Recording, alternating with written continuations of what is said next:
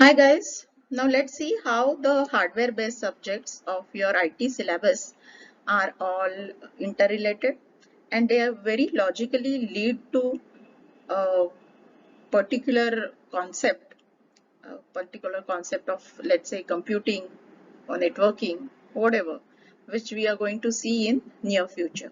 Okay, so let's start with your same three you had a subject called LD, logic design.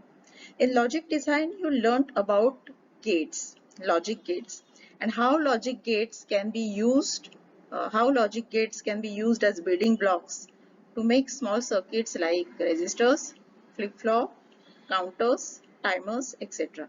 So that was LD about. Along with LD, you learned a subject called as PCOM, Principles of Communication. In Principles of Communication, you learned about the methods of communication, modulation, coding, which is required for two electronic devices which are far apart from each other to be able to communicate with each other. Right? In fourth semester, this LD evolved into something called as COA, Computer Organization and Architecture. Now, COA was all about the basic architecture or different types of architectures of a computer, and it gave you a specific example, 8086, the microprocessor 8086, and what are the different functional blocks, what are their interrelations. But this microprocessor is made up of what? The small circuits, the control unit, the ALU, which is made up of resistors, counters, timers, logic units, multiplexers, all that stuff which was taught to you in LD, logic design, right? PCOM, however, gave way to CN, computer networking. So here together PCOM and CN give you a basic knowledge of communication and networking. So you have learned something, a device which is intelligent, and how to connect two intelligent devices using communication and networking, right? Then COA is now, which you are going to learn in SEM 5, is the advanced subject of COA is MCEP, microcontroller and embedded programming. Okay. In COA, you learned about microprocessor.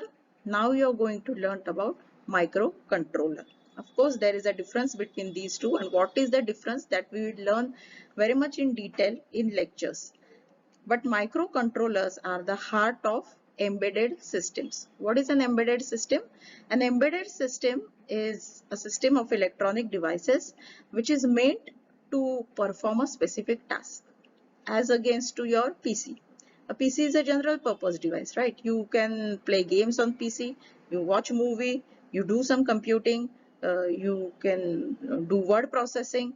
All sorts of tasks are done by a microprocessor, but not with microcontroller. Basically, the embedded systems or the microcontrollers are made to perform specific tasks.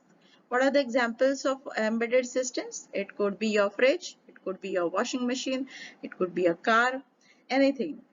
Now again, there are two types of embedded systems. One is a standalone embedded system and other is a networked embedded system. The standalone network embedded system doesn't need to connect with other devices or other networks, whereas a network embedded system is connected with other systems and other networks. Okay. So you have here basic knowledge of communication and networking, and you know about microcontrollers and embedded system. So together this can form a new paradigm called IoT, Internet of Things. Now, if you ask me what is things, why it is not Internet of Computer, why it is not Internet of Devices or any other stuff, because IoT, the word things, it denotes that it connects the entities, it connects such devices which are basically not meant to be connected in network. Okay. So IoT is this new paradigm which draws some concepts of microcontroller and embedded programming, embedded systems. And of course, there is a major role of communication and networking involved over here. So you are going to have a lab of IoT over here, in which you will do a mini project on IoT, right? Come to the SEM 7, oh sorry, SEM 6. You have a theory subject called wireless network, and you have a lab called sensor networks lab. Now why wireless networks are so special? When we are talking about connecting devices, when we are talking about connecting devices and connecting devices to the internet, definitely we are looking for some type of network. But why wireless? The USP of wireless networks is the mobility. Mobility is very much important. If you want to control something remotely, you need to have your devices mobile. Okay. So we have here wireless networks, and we have here sensor networks lab. Now why sensors? Because as I said, these are the things which are basically not meant to be connected in the network. So to understand the environment, understand the conditions of these things, you will need sensors. So you're going to learn about sensors here and how they are connected in the network, what are the different topologies, what are the different protocols in SNL. So WN and SNL are basically going to enhance your knowledge of IoT. Then SEM 7, there is a break, there's no such subject.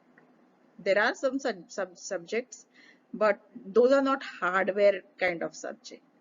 And SEM 8, you have Internet of Everything.